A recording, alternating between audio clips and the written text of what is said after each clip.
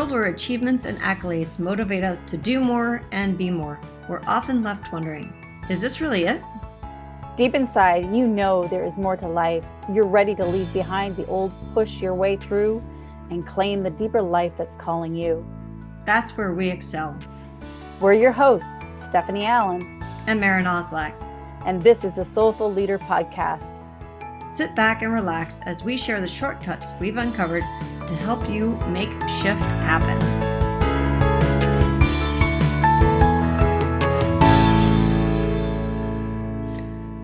Welcome to the Soulful Leader Podcast. This is Maren. I'm here with Stephanie, and we're talking about leadership and beginner's mind today.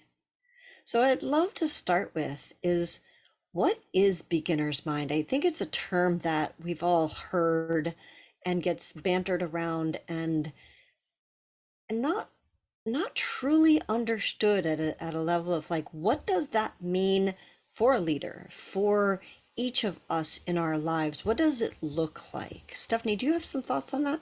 Yeah, I'm going to start actually with a story on that, because recently I don't know if you've ever felt like you have a bucket list that you want to get something done on, and you had an opportunity maybe in your younger years to do it, but it wasn't the right time. You didn't have enough money or enough space or enough energy, whatever it was, whatever your excuses were. And then you just postponed it, thinking that there would be another day and days and then decades, and then, many decades pass. And then all of a sudden it shows up again. And now you're thinking, wow, I was 20 when I liked that, and now I'm in my mid 50s. I don't know if I've got what it takes. I'm talking about that because it sounds very specific, and I think most of us can at least relate. Yeah, and sometimes what you set out to do in your youth or your younger years isn't really aligned with who you are decades later. Right. And this happened to me because what it was something that I wanted to always do, but didn't really make the time or the energy or believe in myself to actually do it. And I didn't want to admit that I was afraid to do this very thing. Oh, I think that's so key, right? Yeah, you make excuses. I don't have money. I don't have time. I don't have the energy. My boss won't let me have time off, or I can't get away from the kids, or my partner can't support me, or we make excuses up. And I did that. And then it came around again, and I have no excuses other than, is this right for me? Is this, was this right for it was right for my 20-year-old, but is this right for me now? I love that question, because oftentimes when we're making excuses, if we can just sit down instead of the excuses and just say, is this right for me? Yes or no? Is this right for me right now? And then you can let go of the excuses and not worry about it and just be like, you know what? It's not right for me right now. And that's a very advanced way of thinking that most of us don't have the space or energy to do. So like you, we end up decades later going, oh, okay, now I have the space and energy to do it. Right. So I ended up saying, yes, I'm going to do this, because I knew this had been running deep in my unconsciousness, like an incompletion. I had not completed something, and I just wanted to put it to bed. Like, I just wanted to be, okay, I'm done. I did it. I did it. Now, granted, now I'm 36 years older than what I originally planned out to do it in my 20s. So I went and I did it, and I'm out of shape. I'm out of practice. I had all of the inner bitty, the itty bitty shitty committee that comes up, right? I'm too old. I'm too out of shape. I'm too fat. I'm never going to use this. What was I thinking? I was so out of my comfort zone. And I felt like I didn't belong. And I think many of us can feel that way. It's like, I don't belong. But what I started to realize was that the person that was having those thoughts was not really my present self. It was really the very self that 36 years ago or 30 some odd years ago said, I don't have time. I don't have money. I can't make this happen. It was the whiner in me. And going outside of my comfort zone literally brought up this whiner out in like megaphone loudspeaker. So when we talk about beginner's mind, I had realized that this part of me was actually afraid to be in beginner's mind. So when you think of in your 20s, we got it all together. We've got the degree, we may not have the experience, but you know what? We've got the leading edge information. We are Right. hot to go, man. We got it all figured out. We made straight A's, we did whatever. Yeah. Or even in our 30s or 40s, we go, yeah, but I've got 20 years experience. I've got this all figured out. And something shifted in me to realize to say, be a beginner again. What is it like for the first time experiencing something that Mm. you savor it because you'll never have another first time again? The first kiss, you know, the first time you have your child in your arms, the Mm. first time anything. There's never another first time. And yet we rush We so do. quickly We rush through it. instead of savoring it and soaking it up. And I, here I was doing what I was doing was scuba diving, and I realized that most of my life it was such a metaphor because most of my life I surfed, and I am a surfer, so I surfed and I like to surf. But to dive down into the water, which represents a lot of things, the unknown, the unconscious, emotion. There's a lot of things that deep water actually symbolizes. Still, and we've talked about before, is under the surface there's stillness. And stillness is Right. threatening, especially for somebody who's younger, who's go, go, go, right? And then we get to a place in our lives where we go, you know what? The go, go, go isn't necessarily the answer. It's dropping in, it's being present. And the deeper you go, the quieter it gets and the Mm. calmer it gets. And that is such a metaphor for our own inner life. And that's scary stuff because It no is one teaches us scary to stuff. do it. Well, we don't know what's in there. Are you kidding? Right? How about, and we get addicted to the rough surf on the surface. It's like, Right. woo, this is fun, whether you're sailing or windsurfing or kite surfing or surfing or swimming, there is this playfulness that happens on the surface. There's also adrenaline that happens because that's where the Exactly. drama happens, and the drama is actually oftentimes easier for us to deal with than the stillness because we get adrenaline from it and we know how to do that. And our society, that's one of the things, if any, all of our leaders out there, anybody that is actually like an entrepreneur that owns their own business and has ever talked to someone about advertising, the thing that advertisers do is they play on those dramas, those traumas in our lives, and they bring them up again so that we get the adrenaline rush, so that we're like, oh my god, I have to fix it, I have to do something about it, right? No one says just, hey, take a breath, Slow down, slow drop down. it, go inward. What does Right. that mean? Right? Like, what the No, heck? What the i'm heck gonna does that work mean? i'm gonna work you up instead so you want to buy my product, right? Right. And I realize, so much of our goal setting lives is about checking the box and getting things completed and having Hmm. having like the actual grade of, yeah, you passed, or yeah, you did good, or here, or manifesting something, you have a dream or an ideal and you want to have it in your life, but we don't realize that it actually happens from the inside out. I've said that so many times. I'm like, people say, oh, I wish I could win the lotto. I'm like, most people don't want to win the lotto. Or if they do, they lose the lotto. But like, afterwards they win it and then they lose their winnings because they haven't gone deep enough internally to create a structure to support it.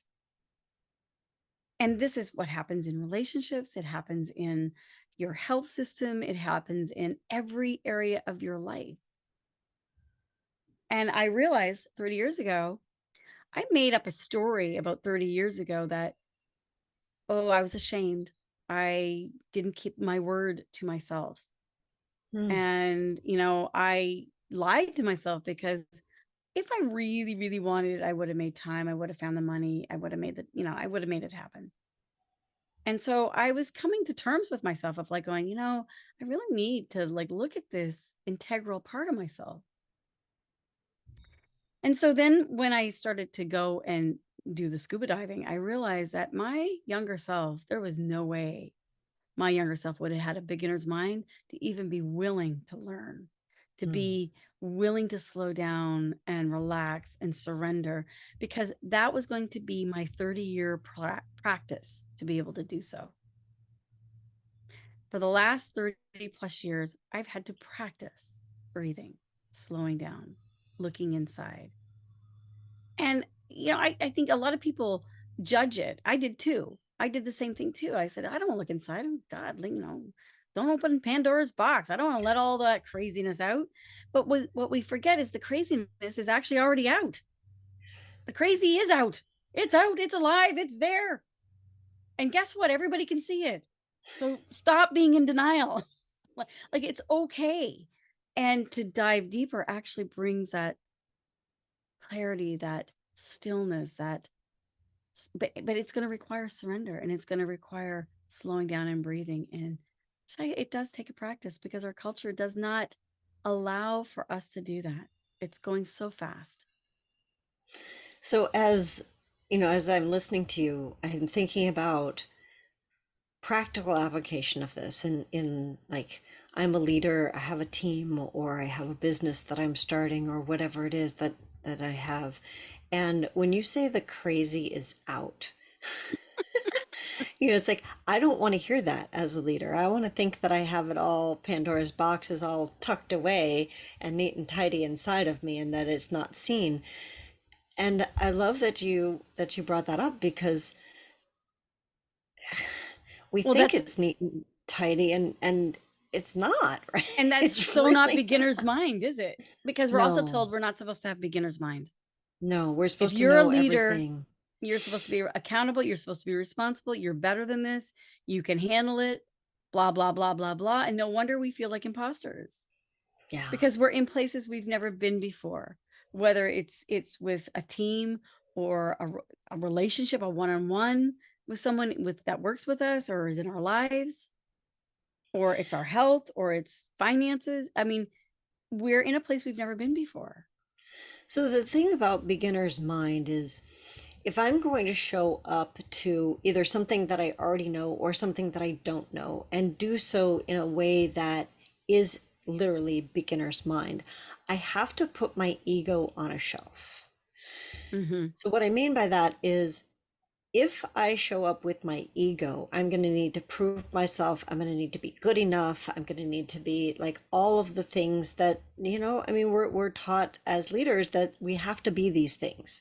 That you So I have to think, earn the right to be that leader, and continue to earn the right to be a parent, to be a lover, to be a leader, to be a teacher, whatever it is.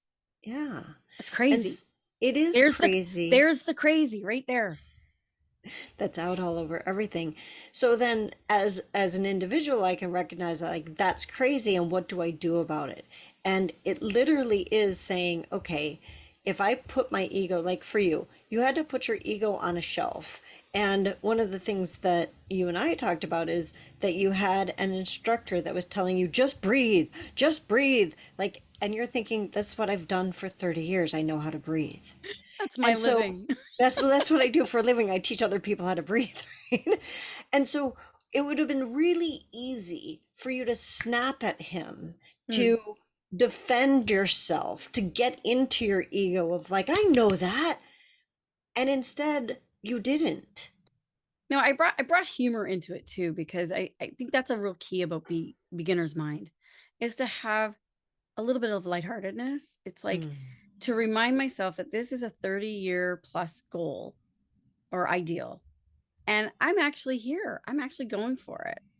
And I'm not the fit 20-year-old, buff, you know, aerobics instructor that I used to be. Like I'm just not. I'm not that person.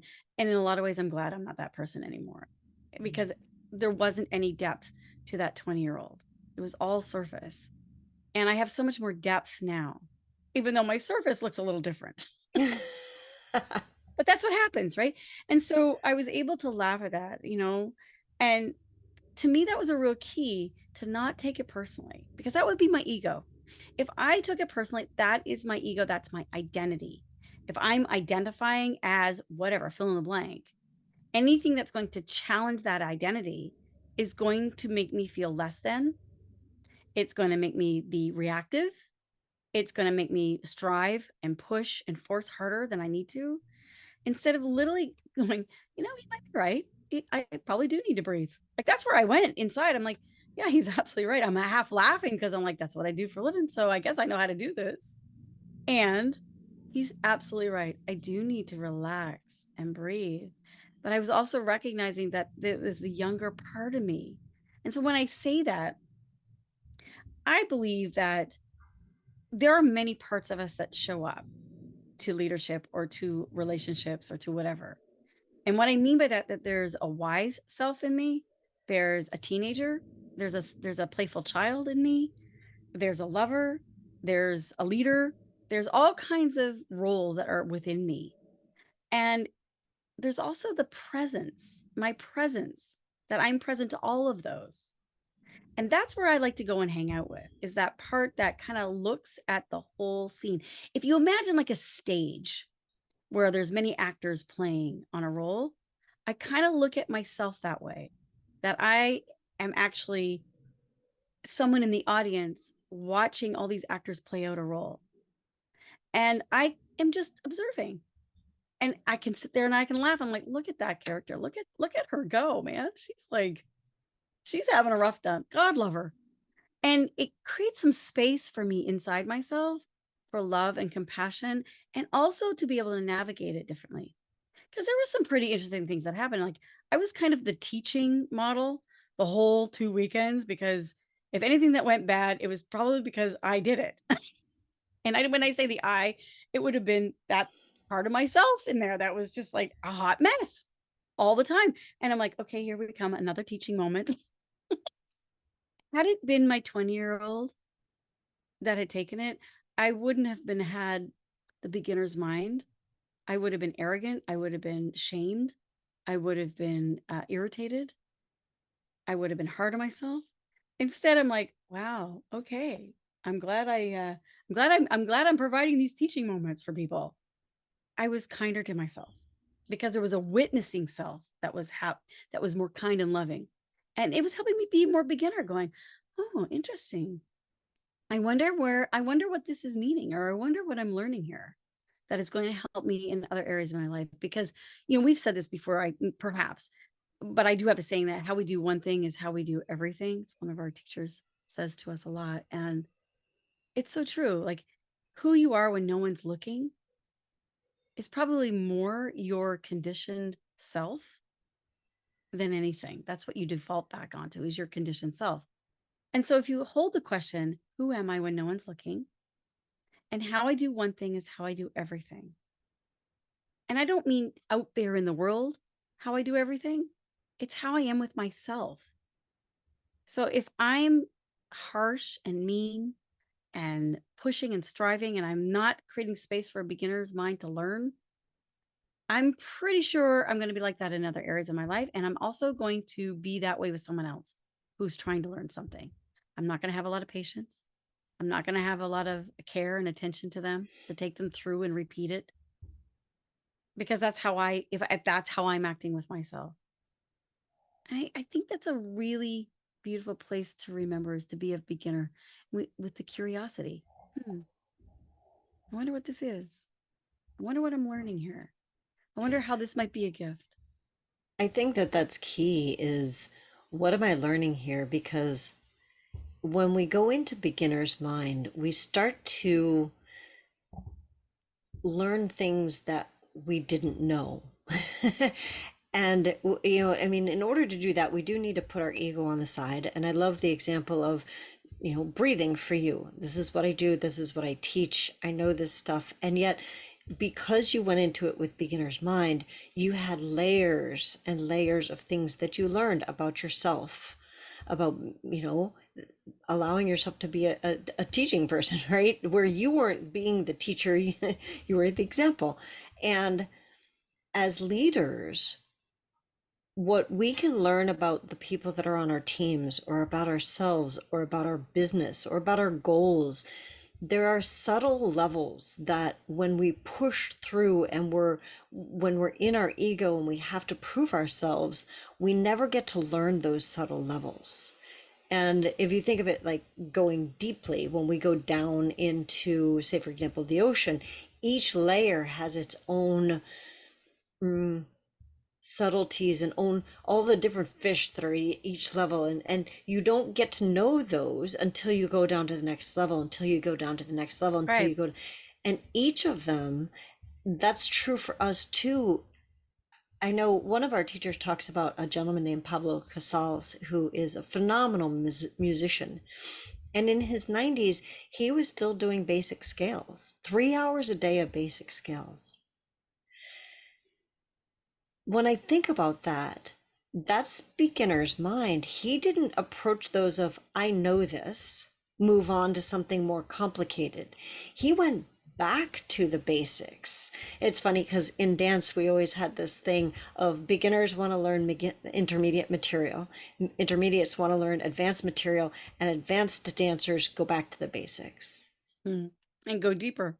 and go deeper because that's where the subtleties are. That's where the advanced really separate themselves because it's not about the more advanced materials. It is about going back and learning the subtleties of seeing all the things that I missed in that level and the next level and the next level, and continuing to do that every day, every moment, every opportunity that we have, that we can catch ourselves, in that I have to prove myself and go, oh, maybe I don't, maybe I will, maybe there's something here for me to learn. And that requires presence. Being a beginner means you're paying attention. Yeah. It's you haven't got it all figured out. And that's good that's because you're a beginner. Yeah. And I think that's unfortunate. What our society is taught is that we have to have it all figured out. And if we don't, we're a failure. Instead of what if tomorrow morning when you woke up, you were a beginner's mind and a beginner's body, and you explored yourself, your life, who you're with, what you're doing, where you're going, as if it was the first time. Because in the essence, really, it is the first time because we're never the same. We're always evolving. Cells are dying, cells are being reborn all the time. We are always beginners. Yeah. And it is a practice to let go of that ego. Like there's the saying, you can never step into the same river twice. And Yeah. that's because the river is continuing to flow. And that's true for ourselves. We don't actually wake up to the same life every morning. We wake up and we remember, meaning we put together our lives again from what we know about it. And maybe there's something that you want to shift or change about that. And guess what? You can do that by going into beginner's mind. It's a powerful practice. I remember I had done this for about a year of I would wake up and just be present before I quote unquote remembered who I was, why I was here, what I was supposed to do that day. So like we wake up with our to-do list already in our heads of like, oh, I have to do this. And that means you wake up into the person that you were yesterday because you've put that bodysuit on and been like, okay, that's who I am. This is what I need to do. And I did a practice for a full year of waking up of I don't know who I am. Total Mm-hmm. beginner's mind. It was really powerful. So letting go of that identity, of that Yeah. solidity of this is me. And, I'm a female, I'm this, I'm this age, I do this kind of work or whatever. Let it all go. Here's what It I just, know, and here's what I need to prove, and yeah, here's who I need to show today, and let it all go. let it all go. Even if it's for like a minute or 2 minutes, you start to make space for all kinds of changes. And it allows us to come closer because I'm thinking about relationships in that way. It's like if you look at someone you love, whether it's a parent, a child, a lover, and you look at it, it's like, and you're of beginner's mind, your presence Mm. so connects. And you let go of all your preconceived hurts and wishes and dreams and shoulda, coulda, woulda, oughta. You let all that go. And then you go, wow, I'm really curious. Who are you? Yeah. Who are we? I wonder what amazing things we're going to unfold today together and not try to figure it out. I think it would actually unite us more as a humanity if we started to be a beginner's mind. and we started asking questions from a place of absolute pure love of wanting to connect and understand. And I think everyone can, like, because most of our listeners are leaders, it's like, what if you showed up to your team and instead of thinking about them, of this person can do this person's terrible at that person can't do that, oh, I can't trust this person to do that, and all these preconceived notions, like, what if you woke up or showed up to your team and thought, who are they? And what if I gave them the benefit of the doubt and didn't know? Because people live up to our expectations and we forget that. So if I go in with a preconceived expectation, which is not beginner's mind, they'll live up to that. And if I can go in and truly have beginner's mind of, I don't know what to expect, they'll live up to, like, it's like it gives them the freedom to explore something maybe they hadn't explored, or do something differently than you would expect them to, because now they have the space to do that. It's really cool. Very cool. Excellent. Well, you guys have some fun things to play with this week. We would love to hear your thoughts on this, and if you had any questions that came up while we were talking, because it can be some esoteric, kind of out there, like, what did they mean by this? We would love to hear from you. Please feel free to contact on our Facebook page or our LinkedIn page, Soulful Leaders.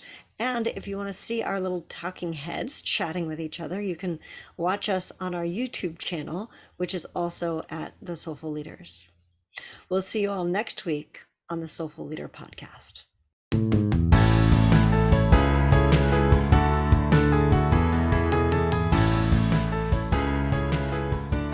And that wraps up another episode of the Soulful Leader podcast with your hosts, Stephanie Allen and Maren Oslack. Thank you for listening. If you'd like to dive deeper, head over to our website at thesoulfulleaderpodcast.com. Until next time.